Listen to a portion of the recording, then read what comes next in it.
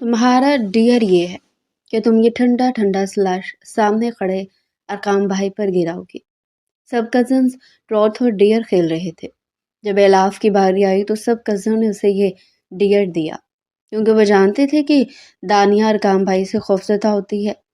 एलाफ दिल ही दिल में आयतुल कुर्सी पढ़ते हुए अरकाम की तरफ जा रही थी। हिम्मत करते हुए उसने ठंडा स्लैश अरकाम के कपड़ों पर फेंक दिया।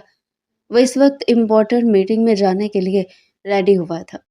अपने कपड़ों का सत्यानाश होता देखकर उसका दिमाग गुस्से से घूम गया। एलाफ से उसे बचपन से ही शदीद नफरत थी, क्योंकि दादा जान ने इन दोनों का जबरदस्ती निकाह करवाया था। तुम मेरे कमरे में आओ।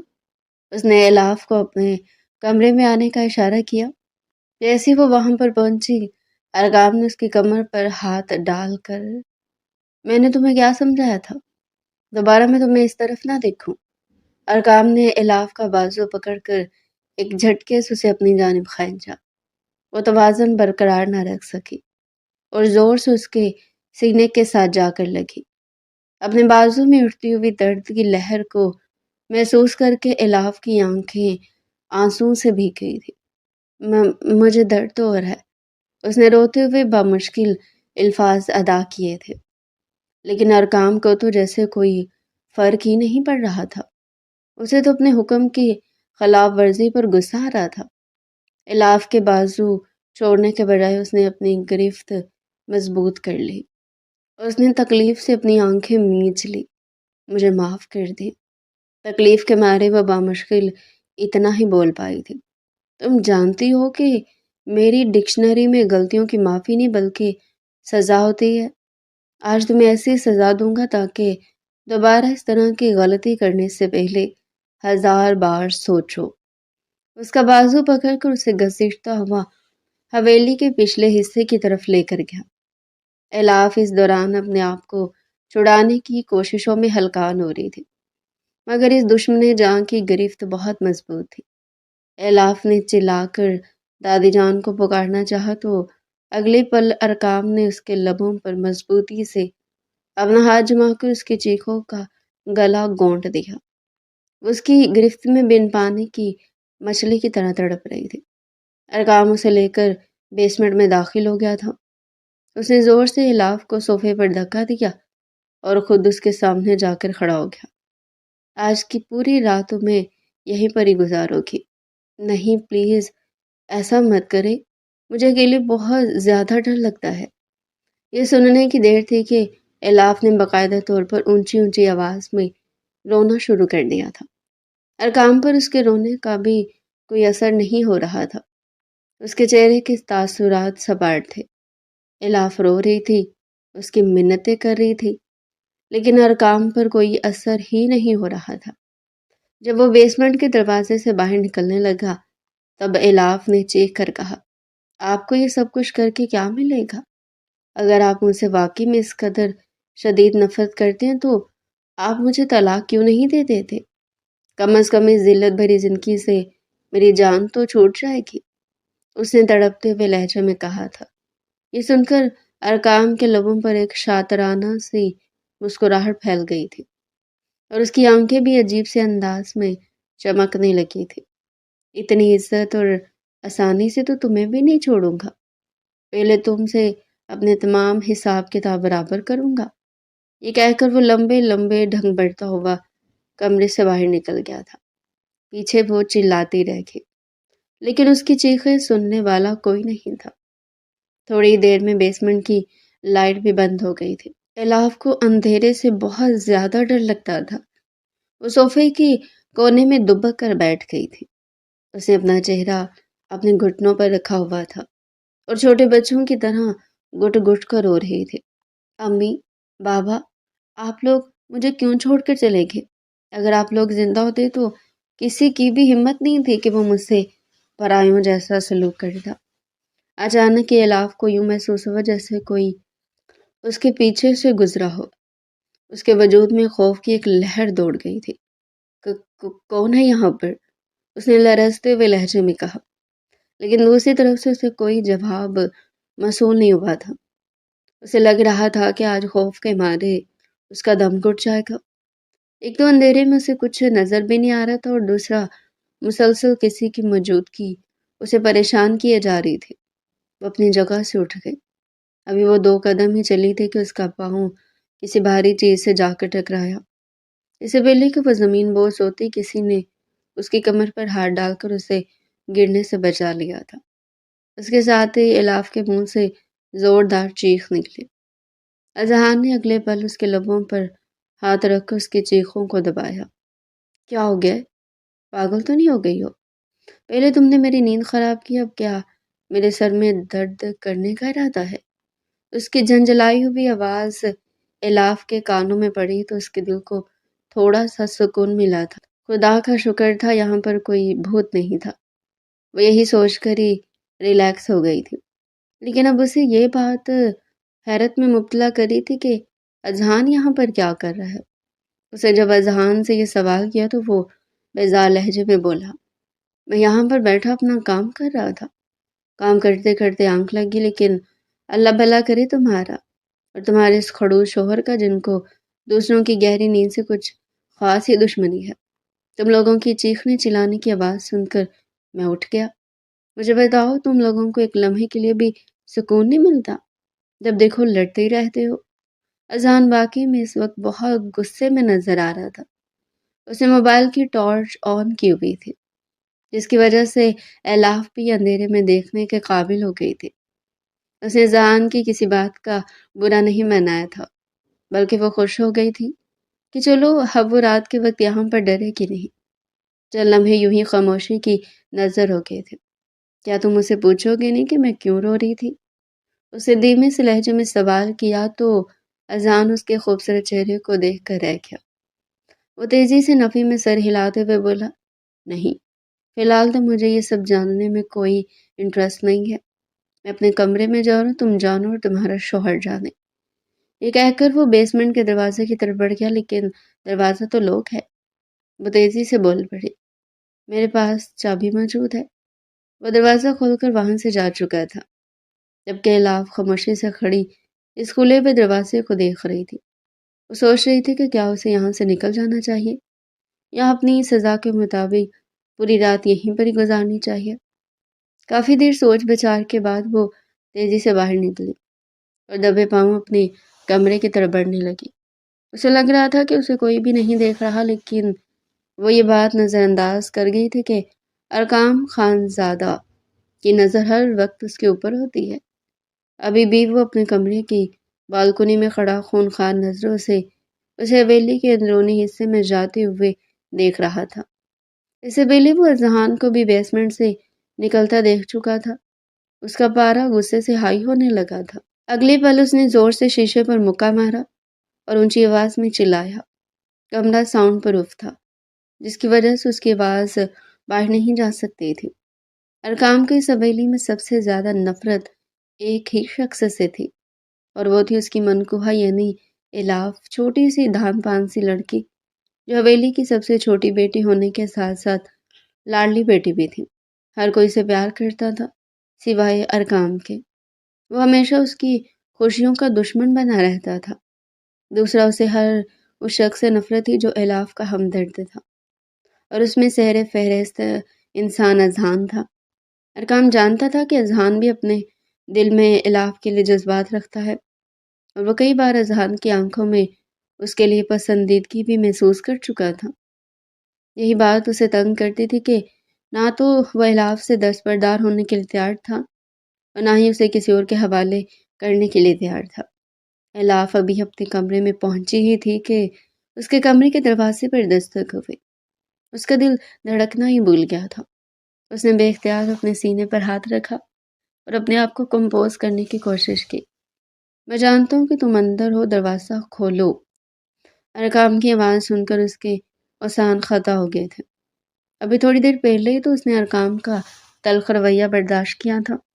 دوبارہ اس میں وہ سب کچھ برداشت کرنے کی سخت نہیں تھی۔ میں دروازہ نہیں کھولوں گی، اس نے دو ٹوک انداز میں کہا۔ آپ نے جو کرنا آپ کر لیں۔ تمہیں اندازہ ہے کہ تم کیا کہہ رہی ہو؟ ابھی اور اسی وقت دروازہ کھولو، ورنہ مجھ سے برا کوئی بھی نہیں ہوگا، وہ دبے دبے انداز میں چیختے ہوئے بولا تھا۔ الاف نے جلدی سے میز گھسیٹ کر دروازے کے سامنے رکھ دیا اور اوپر سے بھی دروازے کی کنڈی لگا دی۔ اب وہ کافی حد تک سیف تھی۔ اس وقت وہ اپنے آپ کو اس شخص کے حوالے کرنے کی بے وقوفی نہیں کر سکتی تھی۔ پہلے بھی اس کی چھوٹی سی غلطی کی وجہ سے ارقام نے اسے بے حد ذلیل کیا تھا۔ آج ان کے گھر میں ارقام کے چھوٹے بھائی کا نکاح تھا اور یہ فنکشن رات کے وقت رکھا گیا تھا۔ عورتوں اور مردوں کا الگ انتظام تھا۔ الاف اپنے دوستوں کے ساتھ وہاں پر انجوائے کر رہی تھی۔ ہمیشہ کی طرح آج بھی وہ بے حد حسین لگ رہی تھی۔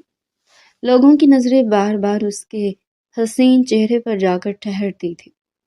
سب لوگوں نے اس کی تعریف کی تھی، لیکن ارقام نے ایک پل بھی اس کی طرف نگاہ اٹھا کر دیکھنا گوارا نہیں کیا تھا، اور یہی بات الاف کو بھی چبھ رہی تھی۔ کبھی کبھار اسے لگتا تھا کہ ارقام کی زندگی میں کوئی اور شخص موجود ہے، لیکن اس کے پاس کوئی ثبوت نہیں تھا جس کی بنیاد پر وہ یہ سب کچھ اپنے دادا جان سے کہہ سکتی تھی۔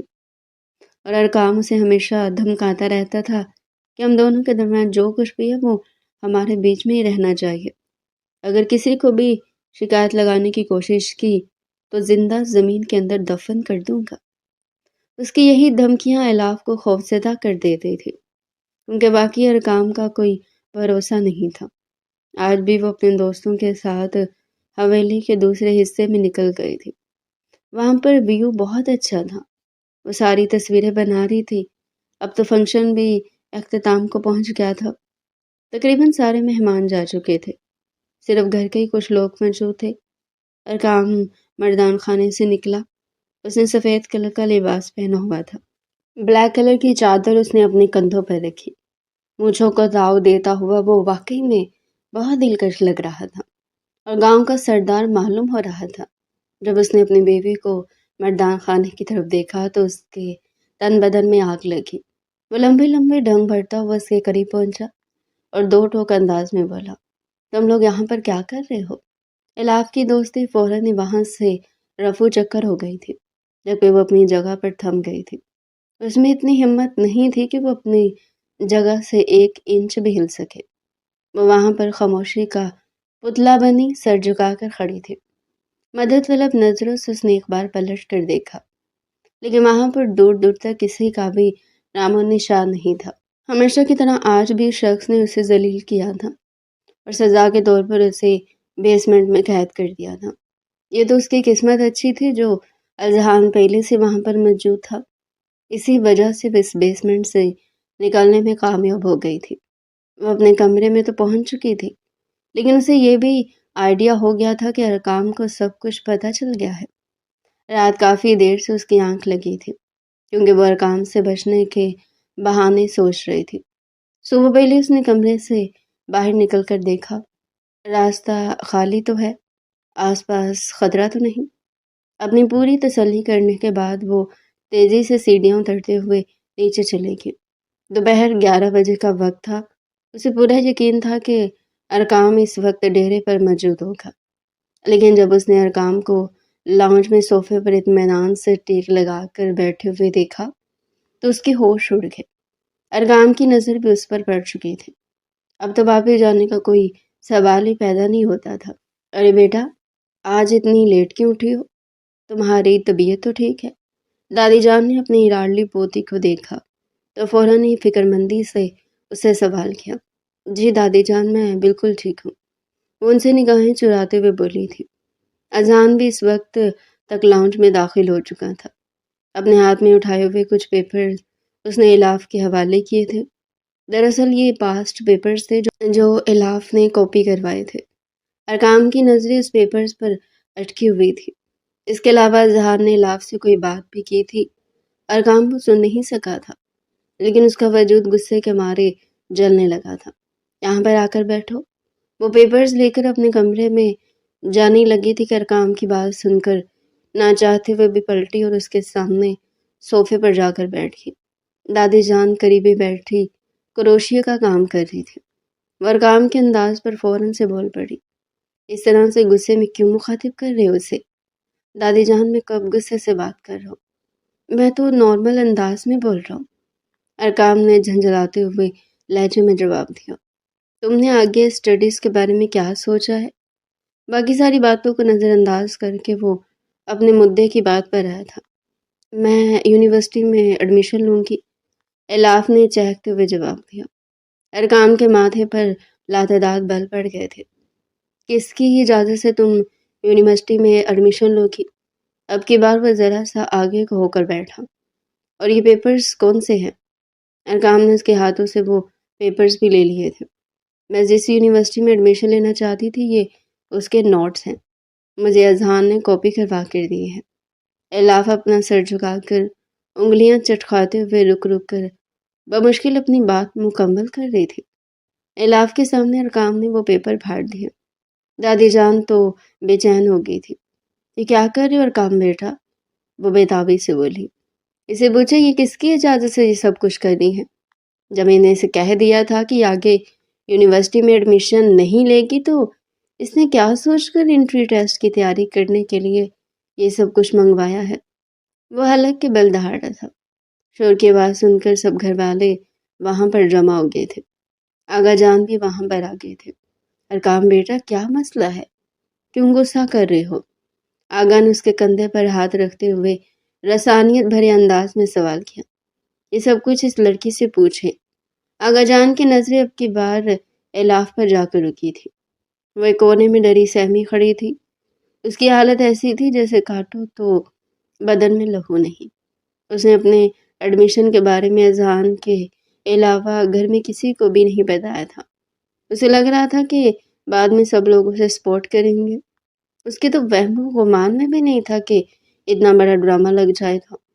اگر جان وہ اصل میں یونیورسٹی میں ایڈمیشن لینا چاہتی ہوں۔ بڑی ہمت کر کے الاف نے یہ الفاظ ادا کیے تھے۔ ہاں تو بیٹا اس میں مسئلہ ہی کیا ہے؟ اس کے سر پر شفقت کا ہاتھ رکھتے ہوئے بولے تو الاف بے ساختہ ان کے چہرے کو دیکھ کر مسکرا دی تھی۔ ارکام کو اندازہ نہیں تھا کہ آغا جان اس کے ساتھ دغا کریں گے۔ وہ فوراً سی بول پڑا، یہ میری بیوی ہے، اس کی زندگی کا ہر فیصلہ میری مرضی کے مطابق ہوگا۔ میں اس کے یونیورسٹی میں جانے کے حق میں نہیں ہوں۔ اور بات یہیں پر ہی ختم ہو جاتی ہے۔ اس کا لہجہ اٹل تھا، اور ہاں اب کی بار وہ اذہان کی طرف مڑا تھا۔ دوبارہ اگر تم نے اس کی حوصلہ افزائی کرنے کی کوشش کی تو میں تمہارے ساتھ بہت برے طریقے سے پیش آؤں گا۔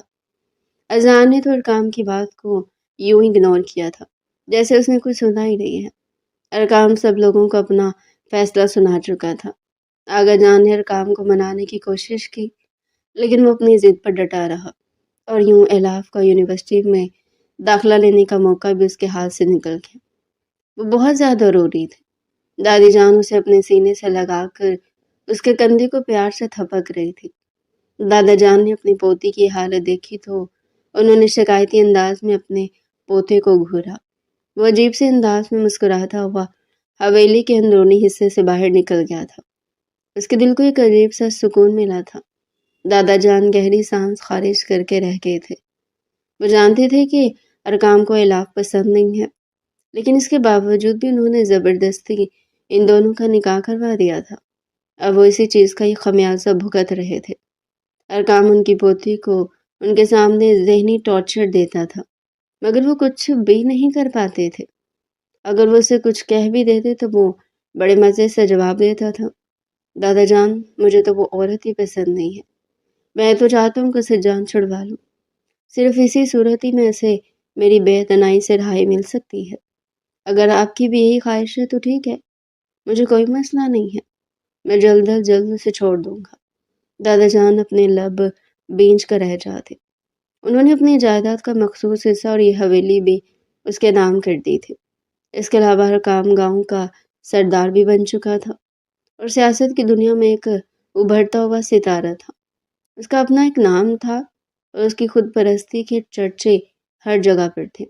وہ ایک خود پسند انسان تھا جسے اپنے علاوہ کبھی بھی کسی کی ذات میں کوئی فرق نہیں پڑا تھا۔ وہ ہمیشہ اپنے خول میں بند رہتا تھا۔ الاف کی طرف سے تو وہ پہلے لاپرواہ تھا، لیکن اب تک اس کی جان کا دشمن بن گیا تھا۔ اگر کبھی وہ الاف کو مسکراتے ہوئے دیکھ لیتا تو اس کے تن بدن میں آگ لگ جاتی۔ جب تک وہ اسے رلاتا نہیں تھا تب تک اسے چین نہیں ملتا تھا۔ صفدر صاحب کے 4 بیٹے تھے۔ سب سے بڑا بیٹا جنید، جن کا ایک ہی بیٹا تھا، ارقام خان زادہ۔ اس کے بعد ان کا دوسرا بیٹا فرحان تھا، جن کے آگے 3 بیٹے اور 2 بیٹیاں تھیں۔ ان کے بڑے بیٹے کا نام اذان تھا، ان کی 2 بیٹیوں کی شادی ہو چکی تھی، جبکہ ایک بیٹی نور الاف کے ساتھ ہی پڑھتی تھی۔ ان سے چھوٹے بیٹے کا نام اکرام تھا، جو ملک سے باہر رہائش پذیر تھے۔ ان کی صرف ایک ہی بیٹی تھی، وہ لندن میں ہی پیدا ہوئی تھی اور اب تک ایک بار بھی پاکستان نہیں آئی تھی۔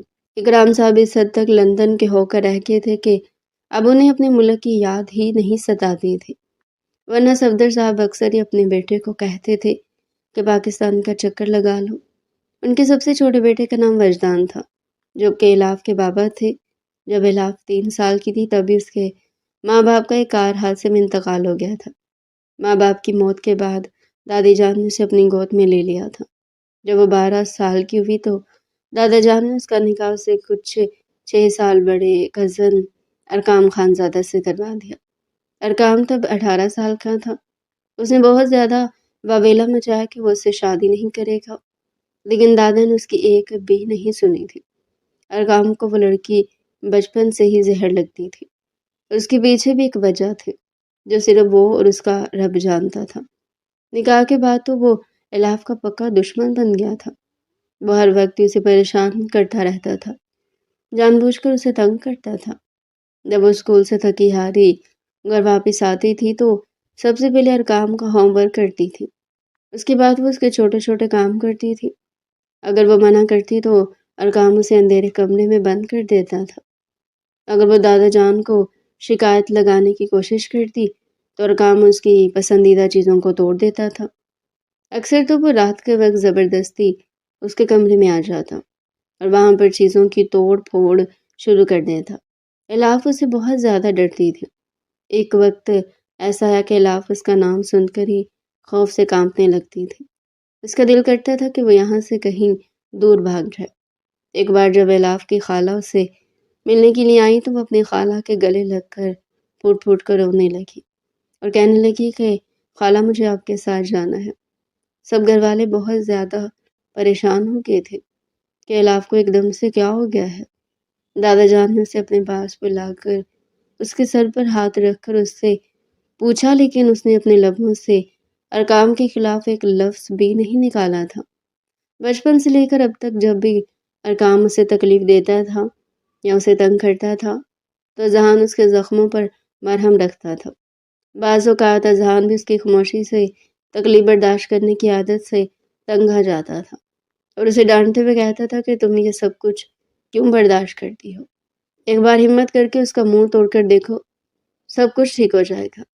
وہ انسان تمہارا کچھ بھی نہیں بگاڑ سکتا ہے۔ اذہان ہر طرح سے اسے حوصلہ دینے کی کوشش کرتا تھا، مگر وہ چاہ کر بھی کچھ نہیں کر پاتی تھی۔ تھوڑے عرصے کے بعد جب ارقام اعلیٰ تعلیم حاصل کرنے کے لیے ملک سے باہر چلا گیا تو اس دوران الاف کو یوں لگ رہا تھا جیسے وہ جنت میں آ گئی ہو۔ اب اس پر پابندیاں لگانے والا کوئی بھی نہیں تھا۔ 2 سال اس نے بہت ہی مزے سے گزارے تھے۔ ایف ایس سی اس نے اعلیٰ نمبروں سے پاس کی تھی، لیکن اس کے رزلٹ کے کچھ ہی دنوں کے بعد کام کی واپسی ہو گئی۔ الاف کا ارادہ یونیورسٹی میں ایڈمیشن لینے کا تھا۔ ارقام نے اس کے اس خواب کو بھی بری طرح سے کچل دیا۔ سردیوں کی سرد شام تھی، 6 بجے کا وقت تھا۔ سب لوگ حویلی کے اندر دبکے ہوئے تھے، جبکہ الاف خاموشی سے چھت پر کھڑی آسمان کو گھورے جا رہی تھی۔ جب اذہان اس کے پہلو میں آ کر کھڑا ہوا، سردی میں کیوں کھڑی ہو؟ نیچے جاؤ، تمہیں ٹھنڈ لگ جائے گی۔ اچھا ہے مجھے ٹھنڈ لگ جائے، میں بیمار ہو جاؤں اور میں مر جاؤں، وہ سپاٹ لہجے میں بولی تھی۔ اذہان کا دل زور سے دھڑکا تھا۔ پاگل تو نہیں ہو گئی ہو؟ 1000 بار سمجھایا میں نے تمہیں، بولنے سے پہلے سوچ لیا کرو۔ وہ غصے سے دان پیستے ہوئے بولا، اس میں غلطی کیا ہے؟ جب میں مر جاؤں گی تو میری اس ذلت بھری زندگی سے جان چھوٹ جائے گی۔ اس کی آنکھوں سے تیزی سے آنسو بہ رہے تھے۔ اذہان نے آگے بڑھ کر بے اختیار اس کے آنسو صاف کر ڈالے۔ اس کے دل میں آیا کہ وہ اس لڑکی کو اپنے گلے سے لگا لے اور اس کے سارے غموں کو پی جائے، لیکن وہ ایسا کوئی حق نہیں رکھتا تھا۔ اس کے قریب ہو کر بھی اسے میلوں کے فاصلے پر تھا، اور یہی سوچ اذہان کو بہت زیادہ تکلیف پہنچاتی تھی۔ اس لڑکی کا ہمدرد بننا چاہتا تھا، لیکن اس کے پاس یہ اختیار نہیں تھا۔ اور جو شخص یہ اختیار رکھتا تھا وہ ایک ظالم سردار تھا۔ چلو شاباش، اچھے بچوں کی طرح چپ ہو جاؤ، اپنے آنسو صاف کرو۔ اذان نے اپنے لہجے کو حشاش بشاش بناتے ہوئے کہا، اگر تم رونا بند کرو گی تو میں تمہیں کھانا کھلانے کے لیے باہر لے کر جاؤں گا، واپسی پر آئس کریم بھی لے کر دوں گا۔ الاف نے روتے روتے اپنا سر اٹھایا تھا، اس کی آنکھیں خوشی کے مارے چمکنے لگی تھی، جنہیں دیکھ کر اذان کا دل پرسکون ہو گیا تھا۔ کیا تم سچ کہہ رہے ہو؟ لیکن اگر اس جلاد کو پتہ چل گیا تو میری شامت آ جائے گی، وہ برا سا منہ بناتے ہوئے بولی۔ یہ سن کر اذان نے ایک گہری سانس خارج کی۔ تمہارا وہ جلاد شور اگلے 3 دنوں کے لیے مر ہی جا رہا ہے، حویلی میں سکون ہی سکون ہوگا، تب ہم لوگ گھومنے کے لیے جائیں گے۔ تو کیا تم مجھے دوسرے دن پارک میں گھمانے کے لیے لے کر جاؤ گے؟ پلیز منع مت کرنا، وہ معصومیت سے آنکھیں ٹمٹماتے ہوئے بولی تو اذان اس کے چہرے کو گھور کر رہ گیا۔ اب تم میرے ساتھ فری ہو رہی ہو، میں نے پارک میں گھمانے کی بات نہیں کی تھی، لیکن چلو اب تم اتنی منتیں کر رہی ہو تو تمہیں گھما لاؤں گا۔ الاف کے لبوں پر ایک بہت ہی پیاری سی مسکراہٹ پھیل گئی تھی، اس کا چہرہ بھی پرسکون لگ رہا تھا۔ اذان دل ہی دل میں سوچ رہا تھا کہ یہ لڑکی کس قدر پاکیزہ دل کی مالک تھی، اس کے ساتھ یہ سب کچھ نہیں ہونا چاہیے تھا، اسے محبت کرنے والا شخص ملنا چاہیے تھا۔ جیسا کہ اذہان اپنی اس سوچ پر اذہان نے فوراً سے ہی توبہ کی، کیونکہ وہ کسی اور کی بیوی کے بارے میں یہ سب کچھ سوچ رہا تھا، جو کہ سراسر غلط تھا۔ اب ہمیں نیچے چلنا چاہیے، ٹھنڈ بڑھ رہی ہے۔ اذہان نے اسے آگے چلنے کا اشارہ کیا تو وہ تیزی سے سیڑھیاں اترتے ہوئے نیچے چلی گئی۔ ابھی وہ کمرے میں داخل ہونے لگی تھی کہ کسی نے اس کا بازو پکڑ کر اپنی جانب کھینچ لیا۔ الاف کو احساس ہو گیا تھا کہ یہ کون ہو سکتا ہے، اور اس کا یہ یقین میں بدل گیا تھا جب اس نے اپنے سامنے ارقام کو کھڑے دیکھا۔ ارقام نے اسے دیوار کے ساتھ پن کیا ہوا تھا۔ الاف اس کی انگلیوں کی حرکت کو اپنی کمر پر محسوس کرتے ہوئے بری طرح سے بے چین ہو رہی تھی۔ آپ یہاں؟ اس نے لرزتے ہوئے لہجے میں سوال کیا تھا۔ اس نے وہاں سے بھاگنے کی کوشش کی، لیکن ارقام نے اسے کوئی موقع نہیں دیا۔ وہ ہلکا سا اس کے چہرے پر جھکا اور سپاٹ لہجے میں بولا، میں تمہیں آخری بار سمجھا رہا ہوں، دوبارہ تم مجھے شخص کے ساتھ نظر مت آؤ۔ اگر پھر سے میں نے تمہیں اذان کے ساتھ راتوں کو اکیلے باتیں کرتے ہوئے دیکھا تو پوری دنیا کے سامنے طلاق دے دوں گا، اور اس کے ساتھ ساتھ تمہاری وہ کردار کشی کروں گا کہ مرتے دم تک تم روتی رہو گی۔ یہ الفاظ نہیں تھے بلکہ پگھلا ہوا سیسا تھا جو کسی نے اس کے کانوں میں انڈیلا تھا۔ کبھی کبھار تو وہ یہ سوچ کر حیران ہوتی تھی کہ آخر ارقام اس قدر ظالم کیسے ہو سکتا ہے۔ اس جیسا شخص خاندان میں کوئی بھی نہیں تھا۔ آغا جان اور دادا غصے کے تیز تو تھے، لیکن وہ عورتوں کی بہت عزت کرتے تھے، اور وہ یہ بات بھی گارنٹی سے کہہ سکتی تھی کہ آغا اور دادا میں سے کبھی بھی کسی نے اپنی بیوی کے لیے اس طرح کے الفاظ کا انتخاب نہیں کیا ہوگا۔ تو پھر ارقام ایسا کیوں کرتا تھا، اور اس نفرت کی وجہ کیا تھی؟ آخر وہ اسے اتنا زیادہ کیوں چڑھتا تھا؟ آج اس نے ہمت کر کے یہ سوال پوچھ لیا۔ جواب میں ارقام کے لبوں پر ایک عجیب سی مسکراہٹ پھیل گئی تھی۔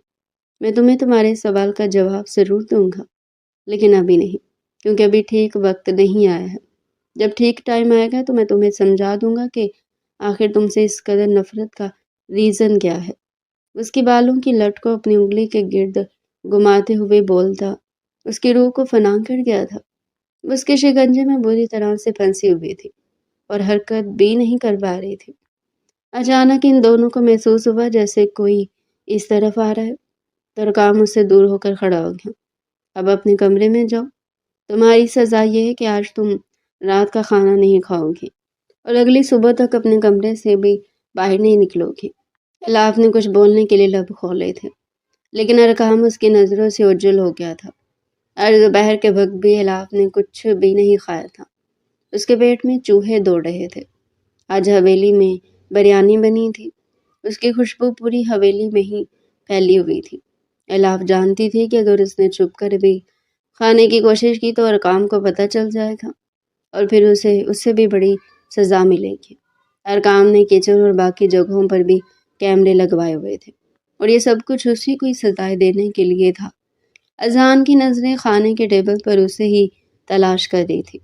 اس نے نمرا سے پوچھا تو نمرا نے کندھے اچکا دیے۔ دادا جان بھی بول پڑے تھے، جاؤ بیٹا نمرا، اس کو بلا کر لاؤ، اس کی فیوریٹ بریانی بنی ہوئی ہے۔ دادا جان نے بھی اذان کی ہاں میں ہاں ملائی تھی۔ ارقام اس وقت دونوں کو ہی کھا جانے والی نظر سے دیکھ رہا تھا۔ نمرا الاف کو بلانے کے لیے گئی تو اگلے پل وہ نیچے آ چکی تھی۔ اب واقعی میں اس کے کنٹرول کرنا بہت مشکل ہو گیا تھا۔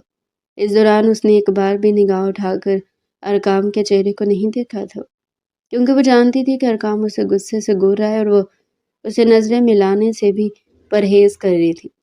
کھانا کھانے کے بعد دادا جان نے آغا جان کو مخاطب کیا، مجھے لگتا ہے کہ اب دونوں بچوں کی رخصتی کر دینی چاہیے، ان کے نکاح کو بہت ٹائم گزر گیا ہے۔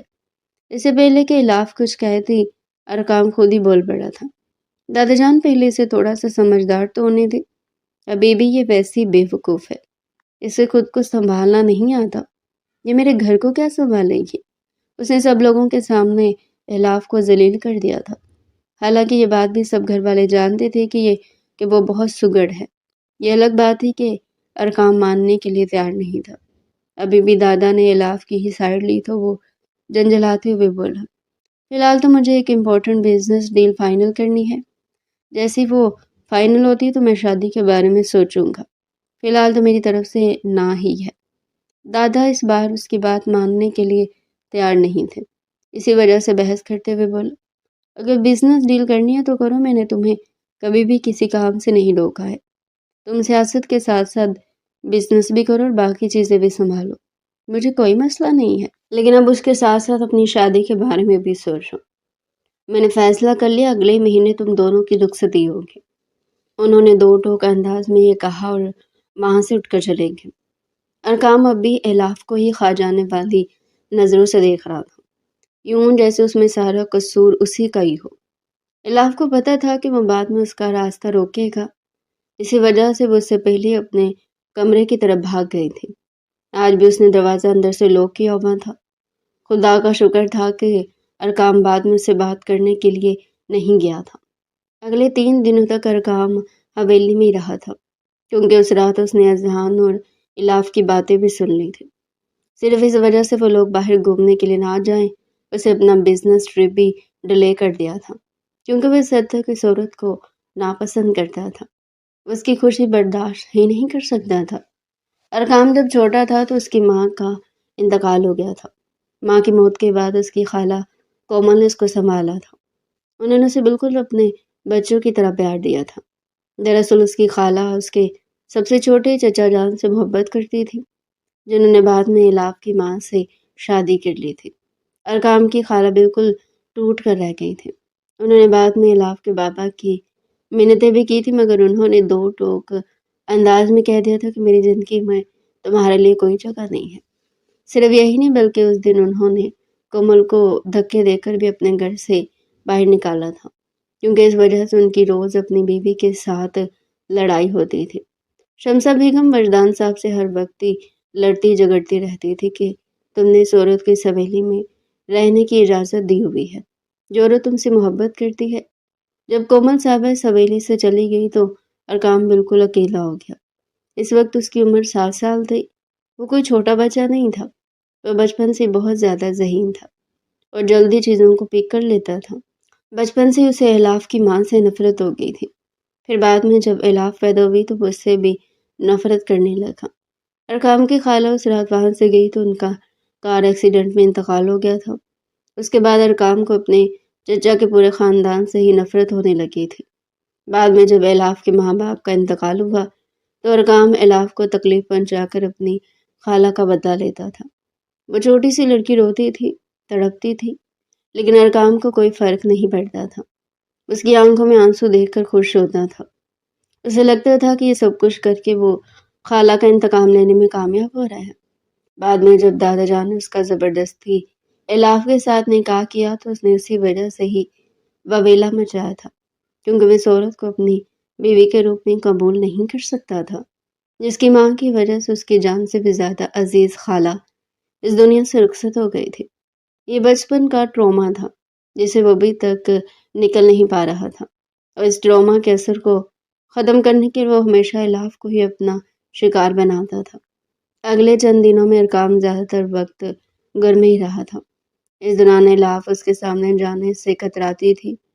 ایک شام جب وہ ڈیرے پر موجود تھا تو سب کزنز بیٹھ کر ٹروت اور ڈگر کھیل رہے تھے۔ آج سارے کزن اکٹھے ہوئے تھے اور انہوں نے محفل جمائی ہوئی تھی۔ الاف نے پہلے تو کھیلنے سے انکار کر دیا، لیکن پھر اذہان اسے زبردستی گیم میں لے آیا۔ اس کے برابر والی کرسی میں ہی بیٹھی ہوئی تھی اور بار بار چور نظروں سے بیرونی دروازے کی طرف دیکھتی تھی، کہیں ایسا نہ اس کا شوہر واپس آ جائے، اور اگر وہ اسے اذہان کے ساتھ بیٹھا ہوا دیکھ لیتا تو پھر سے ہنگامہ کھڑا کر دیتا۔ یہی سوچ کر وہ تھوڑی ہی دیر میں غیر محسوس انداز میں اذہان کے قریب سے اٹھ کر وانیہ کے قریب جا کر بیٹھ گئی۔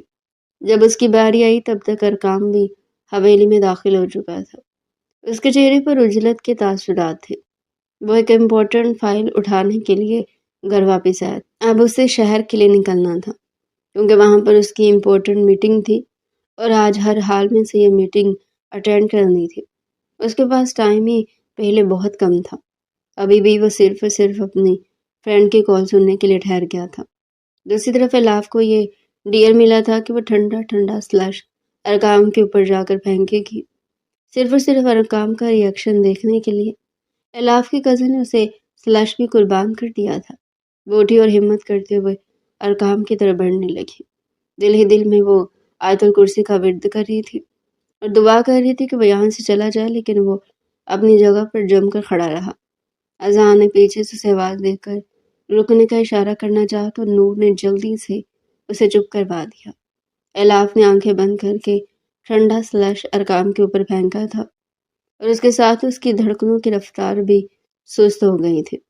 اس کا چہرہ لٹھے کی مانند سفید ہو گیا تھا۔ اس نے خوف سے تھوک نگلا۔ ارقام تیزی سے اس کی طرف پلٹا۔ اپنے کپڑوں کا ستیہ ناش ہوتا دیکھ کر اس کا غصہ ساتویں آسمان کو چھونے لگا تھا۔ تمہاری ہمت بھی کیسے ہوئی؟ وہ دان پیستے ہوئے گرایا تھا۔ اس کے چہرے کے ایکسپریشنز دیکھ کر باقی کزنوں کو اندازہ ہو گیا تھا کہ معاملہ خراب ہو گیا ہے۔ وہ سارے آہستہ آہستہ وہاں سے غائب ہو گئے، لیکن اذہان ابھی تک وہاں پر بیٹھا ہوا تھا۔ اسے ڈر لگ رہا تھا کہیں ایسا نہ ارقام اس چھوٹی سی لڑکی کو نقصان پہنچائے۔ ارقام نے اذہان پر ایک گہری نظر ڈالی اور الاف کے کانوں میں جھکتا ہوا پورے اسرار لہجے میں بولا، اگلے 2 منٹ میں میرے کمرے میں آؤ۔ یہ کہہ کر وہ اپنے کمرے کی طرف بڑھ گیا تھا۔ اس کے جانے کے بعد اذہان نے الاف کی طرف قدم بڑھا دیے تھے۔ کیا کہہ رہا ہے وہ؟ الاف نے بھیگی آنکھیں اٹھا کر اس کے چہرے کی طرف دیکھا۔ کچھ بھی نہیں، یہ کہہ کر اس نے ہاتھ کی پشت سے بے دردی سے اپنے آنسو صاف کیے تھے۔ کہاں پر جا رہی ہو تم؟ اذہان پیچھے سے چلایا۔ اپنی سزا سننے کے لیے جا رہی ہوں۔ وہ تکلیف دہ لہجے میں بامشکل یہ الفاظ ادا کر پائی تھی۔ جب وہ ارقام کے کمرے میں داخل ہوئی تو وہ شرٹ لیس کھڑا تھا۔ الاف نے بے اختیار اس کے چوڑے سینے سے نگاہیں چرائی تھی۔ آئیے بیگم صاحبہ۔ اسے دیکھ کر طنزیہ انداز میں مسکراتے ہوئے بولا، تم جانتی ہو کہ آج تمہاری وجہ سے میرا کتنا نقصان ہوا ہے؟ یہ کہہ کر وہ اس کی طرف بڑھا۔ اس نے الاف کا بازو پکڑ کر اسے غصے سے نزدیک کر لیا تھا۔ اس سے پہلے کہ وہ مزید کچھ کہتا، کمرے کا دروازہ ایک زوردار آواز سے کھلا۔ تائی جان کمرے کے اندر داخل ہوئی تھی۔ انہوں نے ان دونوں کی حالت میں دیکھ کر بے اختیار اپنے لبوں پر ہاتھ رکھ لیا اور افسوس سے اپنا سر نفی میں ہلانے لگی تھی۔ الاف ان کو دیکھ کر تیزی سے ارقام سے دور ہوئے تھے۔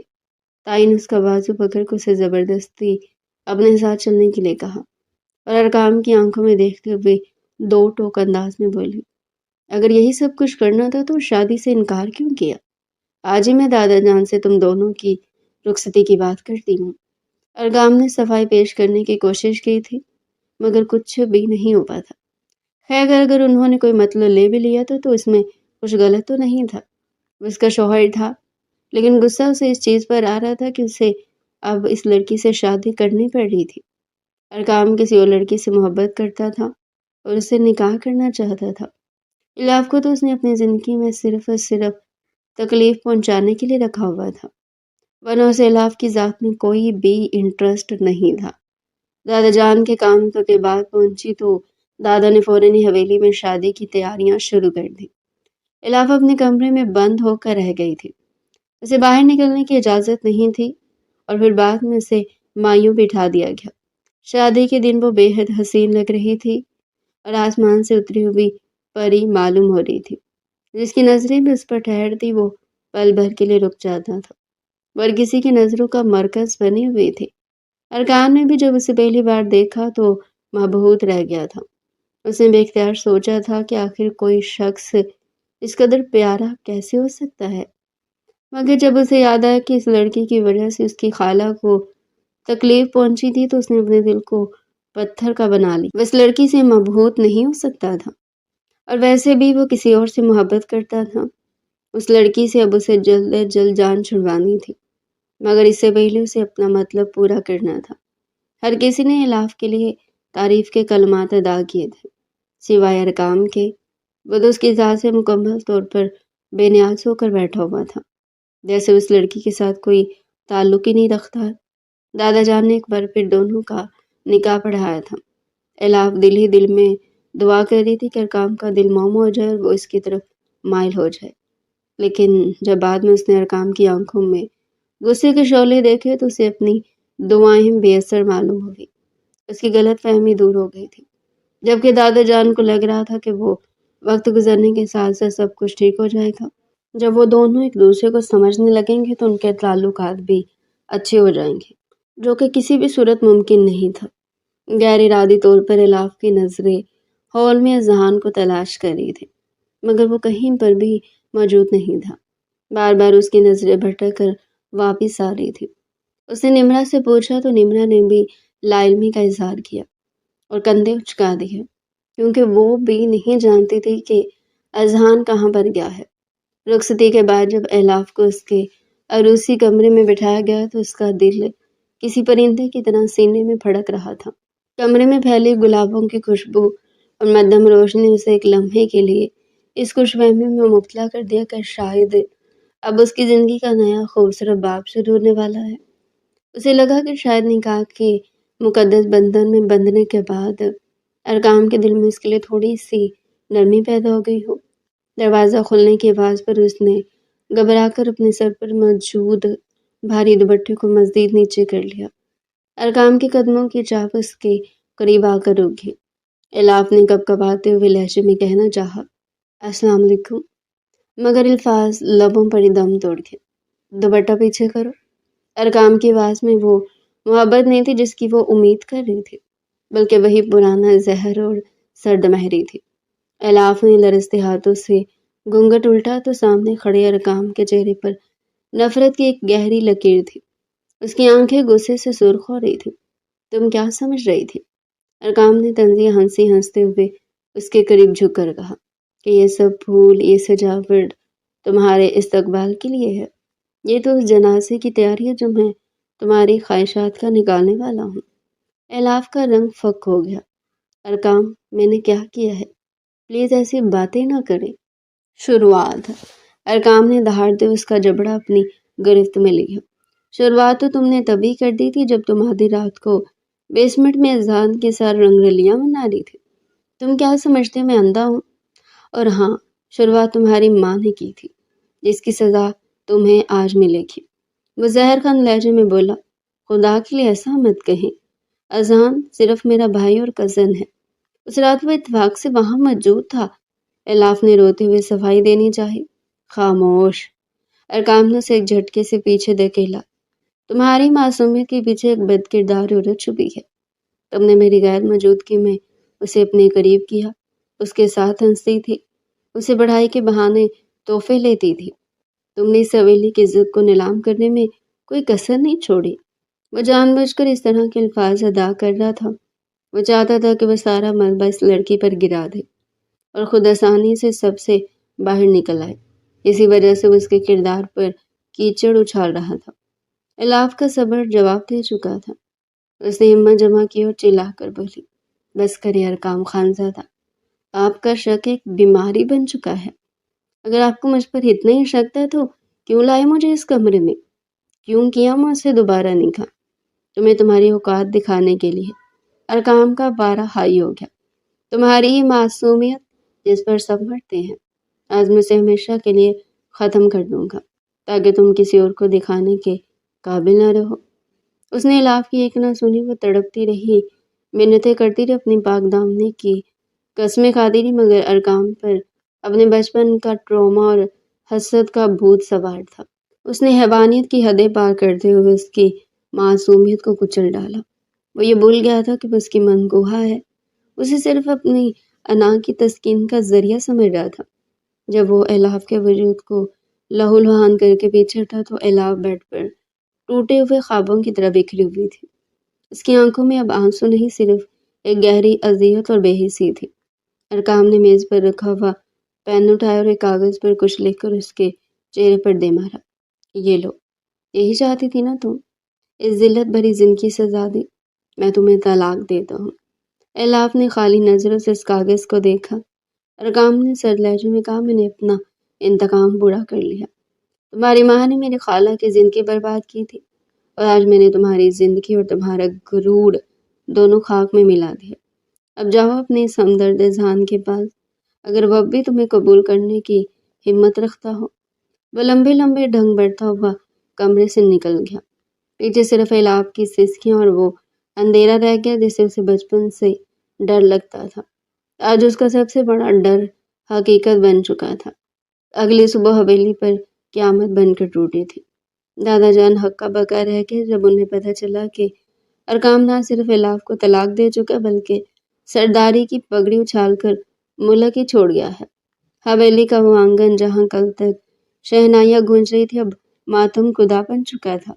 الاف جس کی آنکھوں کے دیے بجھ چکے تھے اپنے کمرے کے کونے میں سمٹ گئی۔ اس نے نہ کسی پر الزام لگایا نہ کسی سے فریاد کی۔ اس کی خاموشی حویلی کے در و دیوار کے لیے ارقام کی بدتمیزی سے زیادہ تکلیف دہ تھی۔ عدت کا ایام اس نے ایک زندہ لاش بن کر گزار دیا۔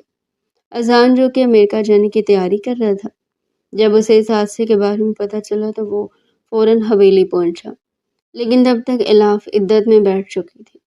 اس کی عدت پوری ہونے کے بعد اذہان سیدھا دادا جان کے پاس گیا اور دو ٹوک لفظوں میں اپنی خواہش ظاہر کر دی۔ دادا جان، الاف کی عدت ختم ہو چکی ہے، میں اسے اس اندھیرے سے نکالنا چاہتا ہوں، میں الاف سے نکاح کرنا چاہتا ہوں۔ دادا جان نے حیرت اور ممنونیت ملی نظروں سے اسے دیکھا۔ مگر الاف نے جب سنا تو برسوں کی جمی ہوئی برف پگھل کر لاوا بن گئی۔ وہ پہلی بار اپنے کمرے سے باہر نکلی۔ اس کے چہرے پر زردی تھی مگر آنکھوں میں غصے کی جمع۔ تم اتنے اچھے کیوں بن رہی ہو اذہان؟ اس کی آواز حویلی کے دالان میں گونجی۔ اذہان وہیں رک گیا۔ کیوں کر رہے ہو یہ سب؟ کیا تمہیں ترس آ رہا ہے مجھ پر، یا تم اپنی نیکی کا سکہ جمانا چاہتے ہو؟ اس کے سامنے آ کھڑی ہوئی۔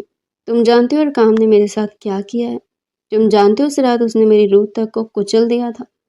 میں اب وہ الاف نہیں رہی جسے تم جانتے تھے۔ میں ایک داغدار عورت ہوں جس کے پاس دینے کے سوائے دکھوں کے کچھ نہیں ہے۔ پھر کیوں تم میری بربادی کا بوجھ اپنے کندھوں پر اٹھانا چاہتے ہو؟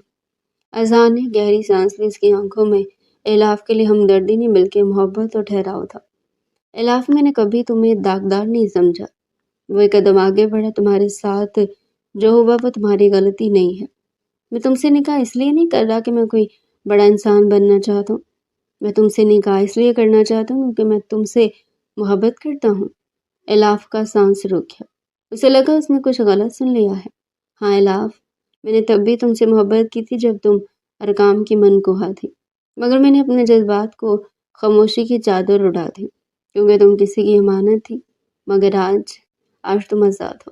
میں تمہیں یہ وعدہ نہیں دیتا کہ میں تمہیں کل ہی سب کچھ بھلا دوں گا، لیکن میں یہ وعدہ ضرور کرتا ہوں کہ میری زندگی کا کوئی لمحہ ایسا نہیں ہوگا جہاں تمہیں اپنی ماضی کی تلخی یاد ہے۔ مجھ پر ایک بار، صرف ایک آخری بار اعتبار کر کے دیکھو، میں تمہارے ہر زخم پر اپنے پیار کا مرہم رکھوں گا۔ الاف کی آنکھیں بے اختیار بہہ نکلی۔ یہ وہ آنسو تھے جو مہینوں سے رکے ہوئے تھے۔ اسے اذہان کے پرخلوص چہرے کو دیکھا جہاں سچائی کے سوا کچھ نہ تھا۔ اس نے پہلی بار محسوس کیا کہ شاید اللہ نے اسے جہنم سے نکالنے کے لیے اذہان کو چنا ہے۔ اس نے آہستہ سے اپنا سر اسباق میں ہلا دیا۔ نکاح بہت سادگی سے ہوا، کوئی ڈھول بازی نہیں تھے، بس چند گواہ اور دو جڑتے ہوئے دل۔ اذہان اسے اپنے ساتھ امریکہ لے گیا۔ وہاں کی فضا، نیا ماحول اور اذہان کی بے پناہ توجہ نے الاف کے زخموں کو بڑھنا شروع کر دیا تھا۔ شادی کے چند ماہ بعد ایک شام جب وہ بالکنی میں بیٹھے کافی پی رہے تھے، الاف نے اذہان کا ہاتھ تھام لیا۔ اذہان، کبھی کبھی میں سوچتی ہوں کہ اگر میں اس دن ضد کر کے تمہیں منع کر دیتی تو آج میں کہاں ہوتی۔ اس نے اذہان کے کندھے پر سر رکھا۔ تم نے مجھے صرف جینا نہیں سکھایا، تم نے مجھے خود سے محبت کرنا سکھائی ہے۔ مجھے اب ریئلائز ہوتا ہے کہ میرا وہ فیصلہ میری زندگی کا سب سے بہترین فیصلہ تھا۔ اذہان نے اس کی پیشانی پر بوسہ دیا۔ تمہارا فیصلہ نہیں الاف، ہماری تقدیر کا فیصلہ تھا۔ اسی دوران لندن سے خبر آئی کہ ارقام خان زادہ، جو اپنی انا کے خول میں بند تھا، اب اکیلا رہ گیا تھا۔ اس کی وہ محبت جس کے لیے اس نے الاف کو قربان کیا تھا، اسے دھوکہ دے کر چلی گئی تھی۔ وہ آج بھی اندھیروں میں بھٹک رہا تھا، جبکہ الاف اس کی معصومیت کو اس نے کچلنا چاہا تھا۔ وہ اذہان کی محبت کی روشنی میں ایک بار پھر گلاب کی طرح کھل اٹھے تھے۔ آج الاف کے پاس وہ سب کچھ تھا جس کی اس نے کبھی تمنا کی تھی، عزت، سکون اور ایک ایسا جیون ساتھی جو اس کی ماضی سے نہیں بلکہ اس کی روح سے پیار کرتا تھا۔ تو ڈیئر پیارے ناظرین، یہ تھا آج کا ہمارا انٹرسٹنگ سا ناول۔ مزید اگر آپ ایسے ہی ناول ہمارے چینل پر ڈیلی سننا چاہتے ہیں تو چینل کو سبسکرائب کریں، ویڈیو کو لائک کریں اور کمنٹ سیکشن میں اپنی رائے لازمی دیں۔